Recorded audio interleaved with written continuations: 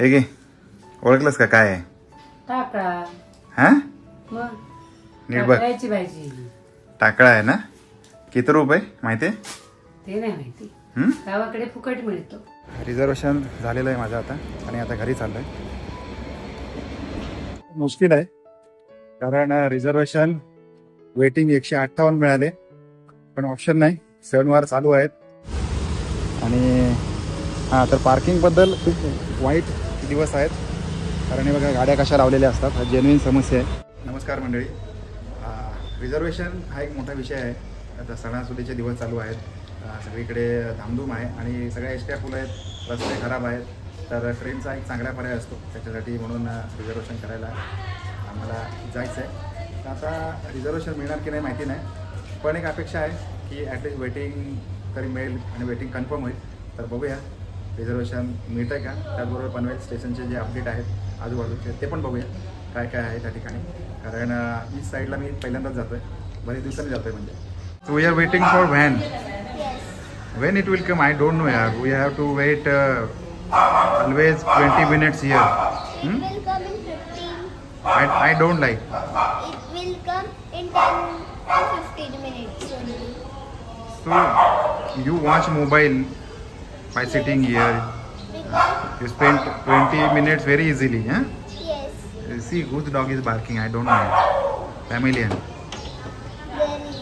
जेव्हा तुम्ही छत्री आणणार नाही ना त्याच वेळेला नेमका पाऊस येतो आणि छत्री आणली नाही, रेनकोट नाही, तरी पण पाऊस आलेला आहे. आता बघा थांबावं लागलं आहे झाडाखाली. पार्किंगचे एवढे प्रॉब्लेम आहेत ना की सगळीकडे तुम्हाला पार्किंग दिसेल.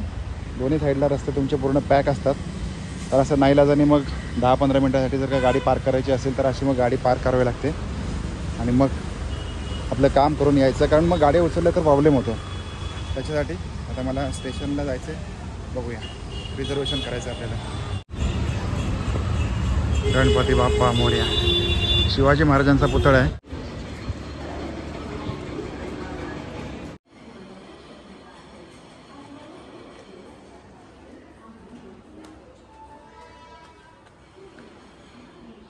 जायचं आहे या बाजूला. आता सकाळचे 11 वाजले त्यामुळे सगळे सामसूम आहे.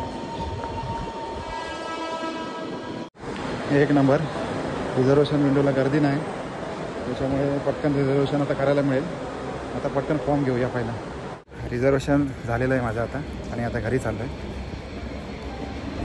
मुश्किल आहे कारण रिझर्वेशन वेटिंग 158 मिळाले, पण ऑप्शन नाही, सणवार चालू आहेत. तसं काय असेल आपल्याला जावं लागतं. ठीक आहे, रिझर्वेशन कन्फर्म असेल तर कसं आहे प्रवास करून येऊ तरी शकतो कमीत कमी.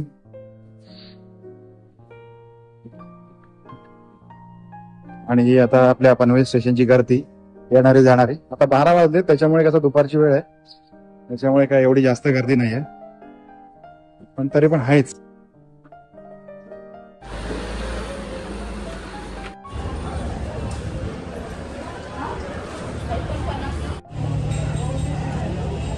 मावशी कसा टाकळा?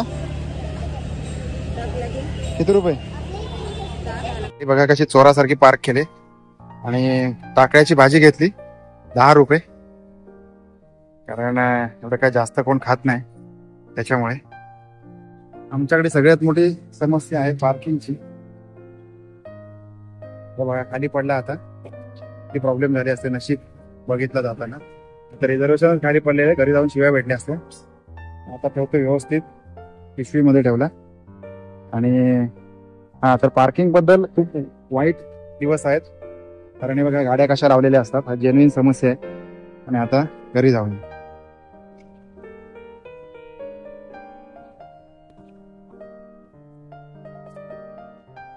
हे घे, ओळखलंस का काय आहे?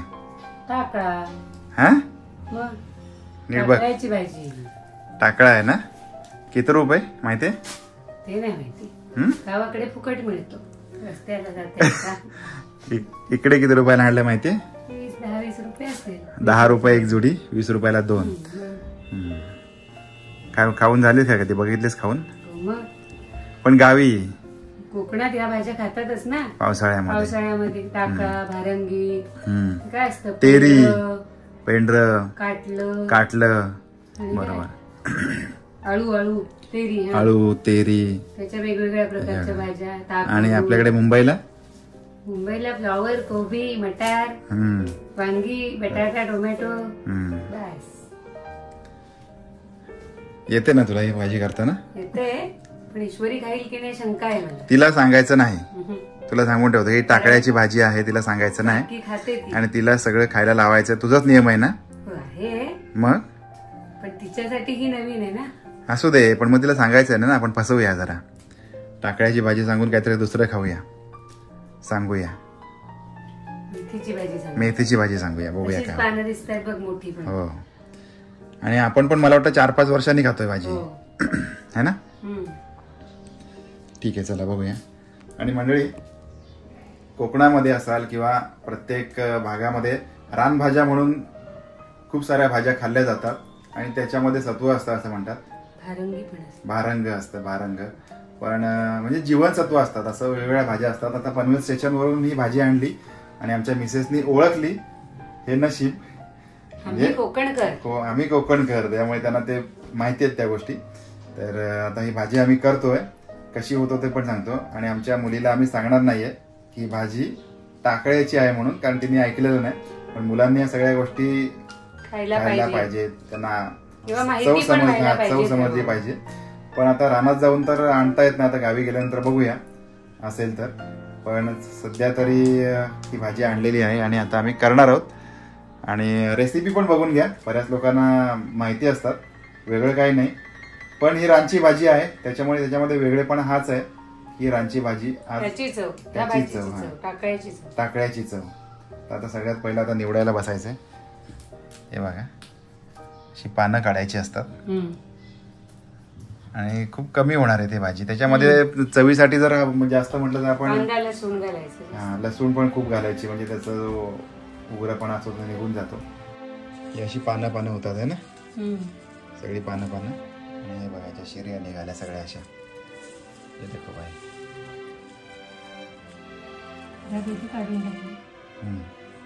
आता काय करायचं, हे धुवायची स्वच्छ आणि मग चिरून घ्यायची का? ओके. हे बघ किती निघालं ना.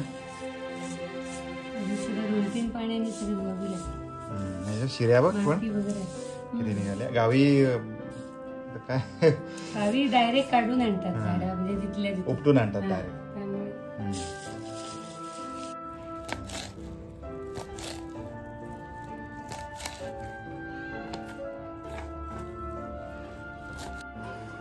चला आपण आता टाकळ्याची भाजी करूया. जिरं, मोहरी, हिंग,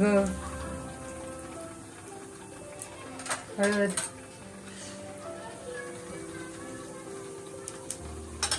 भरपूर असा कांदा आणि लसूण.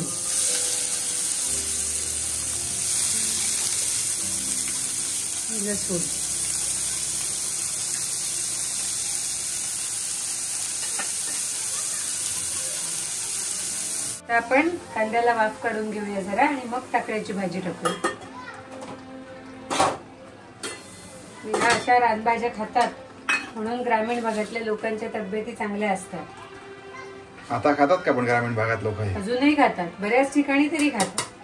सगळ्यांचं माहिती नाही मला, पण बऱ्याच ठिकाणी खातात. पण ह्या भाज्या नेहमी मिळत नाहीत, वर्षातनं एकदा असं पावसाळ्यातच मिळतात.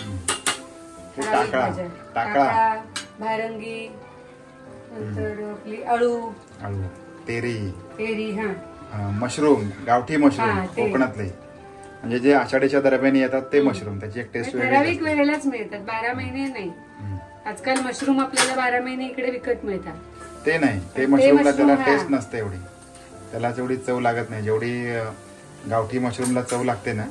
अळंबी, आणि आपण त्याला अलबी म्हणतो, अगदी तिखट प्रादेशिक भाषेमध्ये. थोडस मीठ, नंतर मीठ आपण टेस्ट बघून घालू लागलं तर. पण ही भाजी ही पण चोरटी होते आपल्या पालेभाज्यांसारखी, मेथी माठ सारखी, त्यामुळे कमी घातले मी. एक वाफ काढली कांद्याला आणि आता टाकळा घालली. आता ज्यांनी टाकळ्याची भाजी खाल्लेली आहे ना, त्यांनी कमेंट करा की त्यांनी टाकळ्याची भाजी खाल्ली आणि त्याची त्यांना चव आवडली असेल तर ती पण करा, पण वर्षातून एकदा खावी. म्हणजे आमच्या लहानपणी तरी असं बंधन असायचं की जे एकदा केलं जातं वर्षातून, म्हणजे सीझनल ज्या भाज्या असतात त्या कंपल्सरी खायच्या असतात. आणि अशी गावठी भाजी आहे, बघू शकता. येता येता स्टेशनवरून मिळाली. तर बऱ्याच ठिकाणी गावामध्ये सुद्धा खाल्लं जात नाही, काही ठिकाणी खातात. ज्यांना माहिती आहे, ज्यांना पालेभाज्या आवडतात आणि ज्यांना माहिती आहे याचं महत्व, ज्याला माहिती आहे ती लोक तर आवर्जून खातात. तसं मला येताना स्टेशन पण जी लोक खात नसतील त्यांना सुद्धा मेथीची भाजी वगैरे जी लोक आवडीने खातात ती लोक ही भाजी खातील आवडी. बरोबर. पण साधारण त्याच टाईप मध्ये लागते. बरोबर. आता हे व्यवस्थित शिजवून घेणारच का? हा, प्रॉपर मिक्स करून वाफेवर शिजवून घ्यायचं. पाणी नाही घालायचं, त्याला पाणी सुटतं. वाफेवर शिजवायचं. ओके, धन्यवाद एक नवीन रेसिपी दाखवल्याबद्दल. थँक्यू. आणि खूप महत्वाची रेसिपी होती, कारण आणि मी सगळ्यात शेवटी याच्यामध्ये सगळेच घालतात असं नाही, मी टेस्ट साठी खोबरं घालणार आहे, ओलं खोबरं. बरोबर. ओके, ओलं खोबरं की किंवा जेणेकरून शेंगदाण्याचं कूट. आता घाटावर जास्त करून शेंगदाण्याच्या कुटाचा वापर होतो, ज्याला आवडेल ते शेंगदाण्याचं कूट किंवा खोबरं, म्हणजे जास्त टेस्टी होईल. बरोबर. Okay okay. ते शिजून झाल्यावर लास्ट. आणि नक्कीच म्हणजे ह्याची रेसिपी जी असते, जेवणाचे पदार्थ, रेसिपी नाही म्हणत, मेनू, जेवणाचे पदार्थ कुठले नेहमीचे, फ्लॉवर, कोबी, बटाटा, ह्याच्यापेक्षा याच्यामध्ये काहीतरी वेगळं हा प्रकार होता. त्याच्यामुळे आपल्या आवडीनुसार थोडेफार चेंजेस आपण करू शकतो यामध्ये. आता खोबरं मी बरेच म्हणजे घालताना बघितलेलं नाहीये, पण मला आवडतं आणि छान लागेल, टेस्ट जास्त छान लागेल त्याची. बरोबर. म्हणजे मुळात टाकळ्याच्या भाजीला एक कडवट असा उग्रपणा असतो, मेथीसारखाच असतो, किंवा त्याच्यापेक्षा जास्त म्हणू शकतो. पण असं खोबरं वगैरे घालतात असं उग्रपणा कमी होण्यासाठी. बरोबर. चालेल चालेल. ओके, आता हे 5 ते 7 मिनिटं शिजवून घ्यायचे वाफेवर आपल्याला. ओके, त्याच्यानंतर रेडी टू ईट होणार. टेस्ट बघायची आणि मीठ कमी जास्त वाटलं तर घालायचं थोडस. आणि अगदी गॅस बंद करायच्या 1-2 मिनिटं आधी खोबरं घालायचं, म्हणजेच ओला नारळ.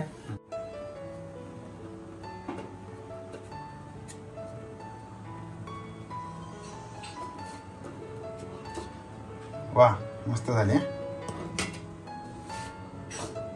तू हा मेथीची खाल्लीस? आवडली? आणि शेपू? जास्त नाही, खरं सांग. जास्त कुठली आवडली भाजी? ही का ही? हा, मेथीची आवडली जास्त. Okay okay. पण शेपूची पण खायची ना? थोडीशी तरी खायची. हा, चटणी घे.